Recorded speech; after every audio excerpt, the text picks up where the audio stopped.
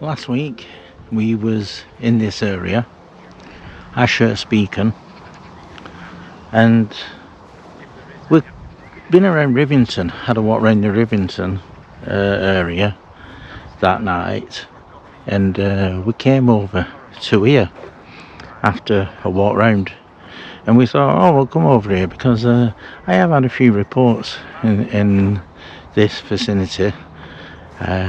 Two black cats have been seen around here, people camping out and hearing growling in the night. So we thought last week we'd come up and we'd have a look around the area, and from over at Winter Hill, where we could see, you can see this part of Ashurst Beacon from Winter Hill, and it's quite a lovely view. And we were over there last week and we were getting in cars, and it was still early, and we thought, well, let's go a little bit further and we'll come over here and have a look round, because we could, see it. And it was Daz who said, like that area over here, he'd like to come over and have a look, see what's around here. So I said the area where it were, and we ended up coming over. Well, we came over here and we're walking the area that we walked in last week. We're going back down to it. There was Darren, Kaz, Darren's brother Mike, Harlem had come over, and me and Cooch, and we came walking down this area. And as you get further down, there's a field you can stand on and look over towards Winter Hill and see the full side of the hill from here in the mast. And as we were walking round, Alan suddenly turned round to me, and at this point, I think it was around, say, 10 o'clock, or maybe a little bit later, I'm unsure. And these ones were going through now, they were quite dark at that time. We had our torches on and we were walking down the area. And when we got down a little bit further down here to where the field were, Alan turns round to me and he says, I'm getting a funny feeling up in that area there. I don't really want to go over there. It's making me feel a little bit creeped out. So me being me, I said, come on, let's go over. Let's go and see what you can, what's bothering you. And we walked up. Now as we're walking up, I started feeling this strange, almost electrical energy around the area where these trees were. And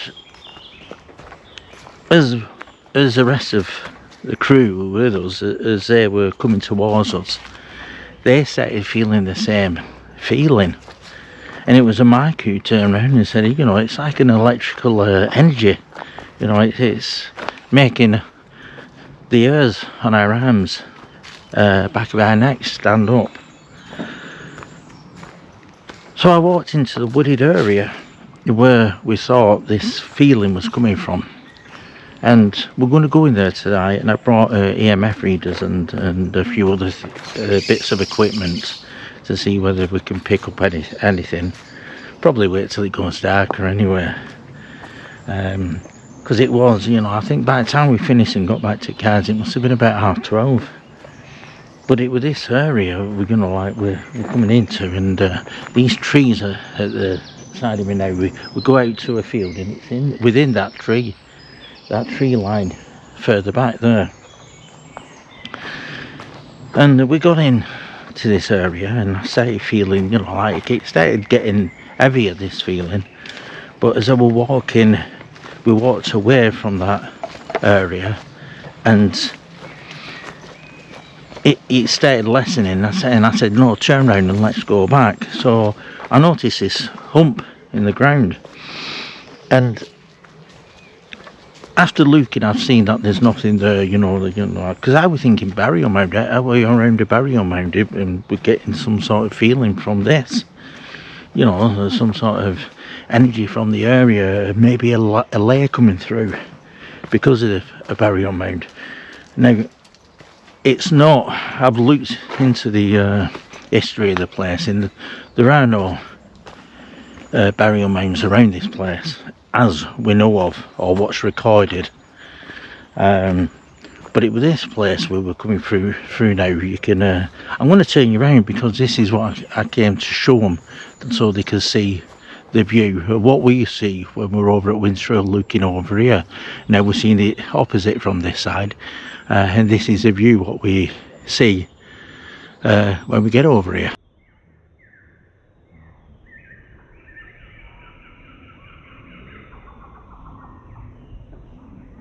So this is the area where I'm stood now, where Alan was saying he didn't want to go over here, which is within this area here. So as I said, come on Alan, let's go over. Let's, you know, if we're getting some sort of feeling, let's go over and see what possibly could happen. So we've got Lee in front of it now, and Cooch, and we've just decided today, you know, like, let's come over and have a look. Last minute decisions, they always seem to be the best.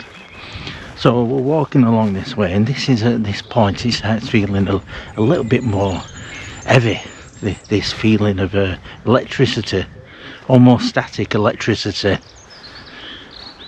And as I were walking just a little bit further around here, I'm just walking a bit faster now to get to it, there's a little bit of an entrance going into these trees.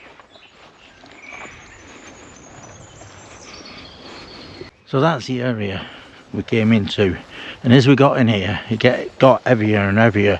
Now at the moment, because I'm talking about it and I'm remembering what happened, I'm, you know, getting a bit goosepimply anyway. So I don't know whether it is the area or whether it's me just talking about this, but it'll go a little bit darker in here, because it's quite thick woods. Now the hump I was talking about is just here, where you can see Lee heading towards, and it rises up a little bit. But to me it does look a bit burial moundish. And there are a couple of these around. Now over in an area called Astley Hall in Charlie, at the back of there are some burial mounds that just look like this, and they are on the old megalithic maps. So this is what it reminds me of in here where we are now.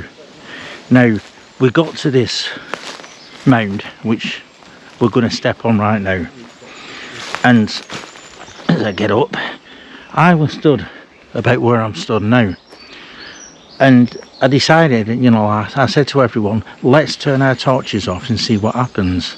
So we did do. Now what I could see in front here, I could see it looked like a body, and it looked like it was moving, but it was sort of like looking around a tree and looking over at us. In the next minute I heard Mike say, what's that over there, can you see it? There's something over there, there's a shadow over there, you know, like. And I said, yeah, I can see it. Unbeknown to me, they're looking in another part here, I'm looking straight ahead and I could see it in front. They saw it over there, so they were looking at something over there and I'm looking at this. I think Alan is the one who saw this one as well. I'd seen the other one over there. Now I turned my torch on and I said, yeah, I can see it over there. And as I turned it on, they said, no, it's over on the opposite side. So I shone my torch round, and I mean, we couldn't see anything with the torches off, so we turned them back off again. And again, there's these shadow entities, whatever you want to call them. One over where I'm looking now, and one over to this side in front of me. The crazy thing about this is they looked as though, you know, when you can imagine like somebody coming like this now in front of this tree, and it was like looking at us like this, and it's moving slightly like that, and it was darker than the rest of the area. I mean, when you look through that area you can see a lot of light. Now it was lighter out there than it was in here while it was dark, So the thing is, when we turn the lights on, it just looked normal. You know, we turned the torches on, everything looked normal, but when we turned them off again, we could see this being moving over there. And I noticed the second being, what they were looking at, over on the other side. There was a feeling of fear as well, you know, this feeling of fear, which personally myself and Arlem didn't really feel that, but the rest of them felt this fear. Now me and Arlem wanted to stay behind and stay a little bit longer, but I think it had frightened the others to the point where they started heading back, you know, saying, you know, it's time to go, we've got to go. So me and Alan, we did hang around a little bit while they walked on further along, and I looked on the outside and I couldn't see anything else, even in the dark, because at this point we turned the torches off again. We couldn't see anything, but I was wondering, you know, like whether we could come back in here and maybe have this similar experience and see whether we see anything like that around this area. So that's what we're here for tonight. Now I'm hoping to get the others to talk about their experience, what we had that night here, so you can hear them either on this video or in a later video where, you know, they're just talking about their experience. But while we're here, we're just going to look around the area, because when you get into this point, there are the woods stretch quite a distance, and they're all around here. You know, we could walk from one wooded area to the other with these patches of grass here and there.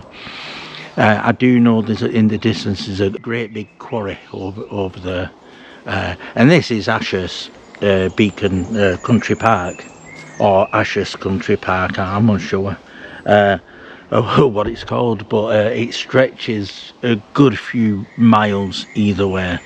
So it's quite a large place. We have been here before because of other people having different experiences over here, and we've been, or myself and Cooch have been over here looking around the area and coming over at night to a different part of these woods where somebody had left all the gear behind because they've been growled at and disappeared, you know, they just got out of here. So yeah, we're going to have a look round and I'll take you around with me.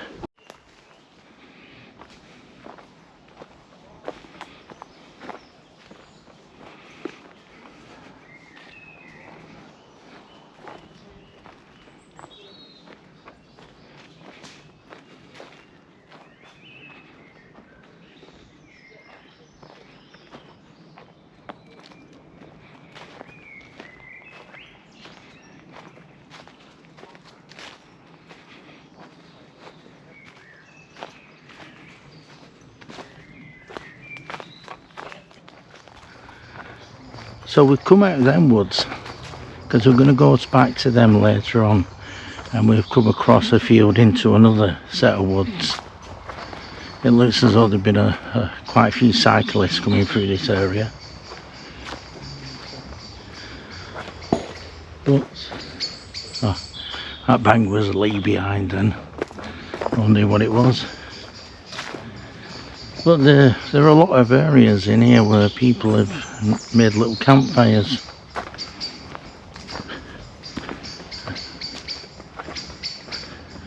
I mean, it looks as though it's getting dark at the moment, but the sun is still up. You know, I think it's getting ready for setting. The time is now 9 o'clock. So I think we've got another half hour before the sun actually sets, and then we can get on with doing what we're going to be doing in here. But for the time being, we're just having a walk around. You can hear the birds chirping away there.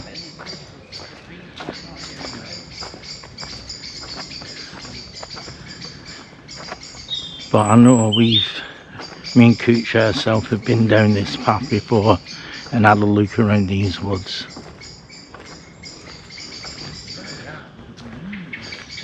It's quite a nice area to be in, especially at this time, because I mean, I don't know how many people come around here during the day, but at the moment there's there's just us three just wandering.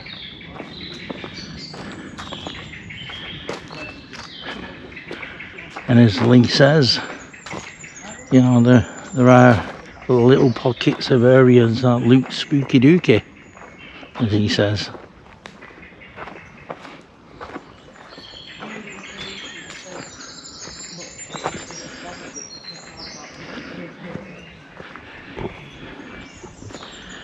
And comparing it really to Roddlesworth, when we're walking through Roddlesworth, and the feeling in Roddlesworth is I don't know, there's just a different feel altogether in here than there is in Roddlesworth. It doesn't feel as bad to me walking through here.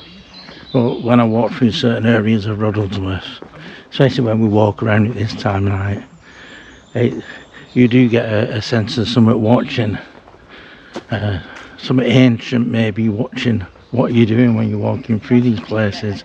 But here it's not too bad, it's quite nice.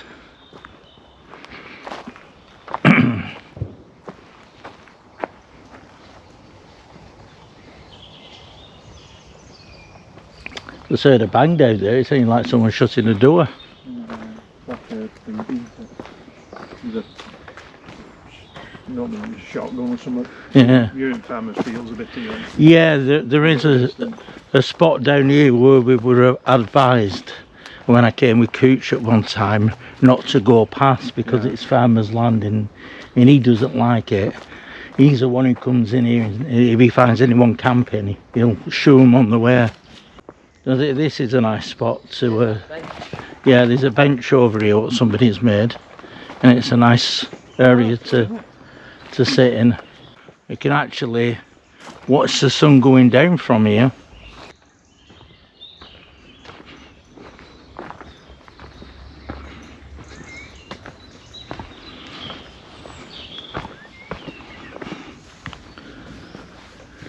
So there we go, what a lovely view. We've got over there, that's Winter Hill, looking a bit cloudy. It looks as though we've got rain over there.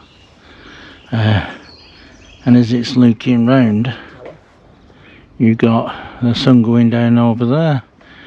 You can actually see in the distance Blackpool Tower. You can see the estuary of the Ribble. Opposite me now you'll see, I don't know if you can see that, but there are what look like a few houses. It's actually a pub on a part of the road where you can stand. There's a viewpoint where you can stand and look over at all this. That's the way that we usually come from. Oh yeah, you can see Blackpool. I was just saying, it looks as though it's raining over in Bolton. You can see like the rain clouds gathering. You can see Great Hill there, just in front, this one here. So if Great Hill's there, that means to the right of Great Hill, that's Roundloaf and White Coppice. So this layer will be coming through here.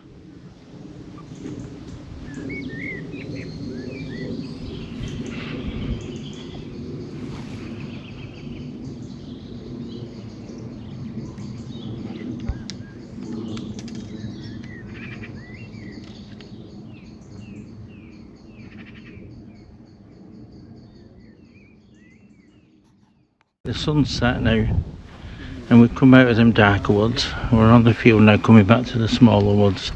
We're going to get in there and set ourselves up, because I think we've got about maybe 20 minutes or so before it starts going into darkness. But once we get in the woods here, it will be completely dark in there, and we'll be able to look out actually and see if there's any movement within the wood line of where we're going to be standing. We've got a parabolic with us, quite a large one that will pick up sounds from around. It's quite still in the area tonight. There's not much wind, but once you're in the woods there's doesn't seem to be any wind at all. So I'm hoping that picks up some good sounds, what we might hear around. So we're going to head back in, and I'm going to have to swap over from using the camera I'm talking to you on now, and using my thermal camera as well as the night vision, and then you can see what we're doing, because I'll probably put that on when we turn the lights off, so you can see, and so we can see if there's anything moving around. So back into these dark woods,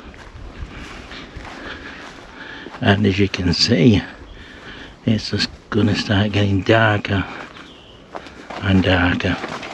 Oops. And now you can't see, but as you look behind me you can see like the skylight. But yeah, the area we're going to go is just there, and even though we just walked through a small little canopy into this, you can see how dark it is. So it's light enough for us to set up our equipment here,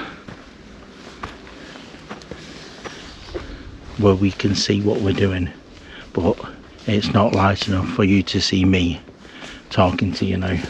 So yeah, I'll go onto my night vision now. So I've got Lee here. We've got the parabolics next to Lee and his equipment, what he's got out.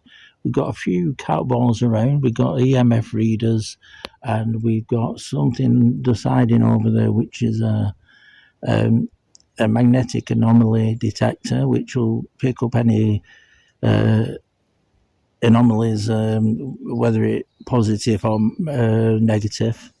So we've got the singing bowl, so it'll help with any sound. You know, the vibration will help with attracting anything maybe paranormal around the area.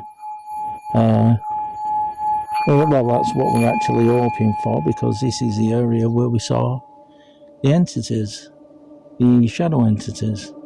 So we're just going to record and see what happens.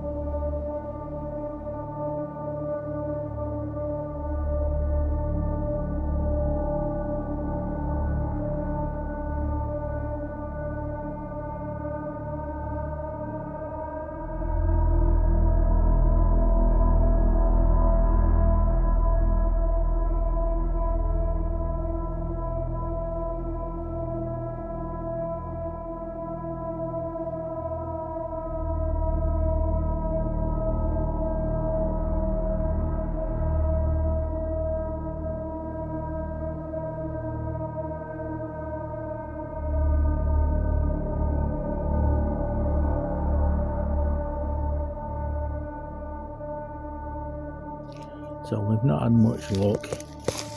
We're packing the gear away. We've not had any feeling of anything unusual around here tonight. We've not seen anything. So we're going to leave it for tonight and maybe come up another night. And hopefully something will happen. We've tried everything here. And well, it's so peaceful, it's so still. There's just a nice atmosphere. It makes me think that it would be a great place to set up a camp. And anyway, we'll come back and we'll come and do it another time and see what goes on. So for now, thanks for watching this, and see you another time over here, or you'll see me out and about somewhere else in the meantime. Thanks for watching. Bye bye for now.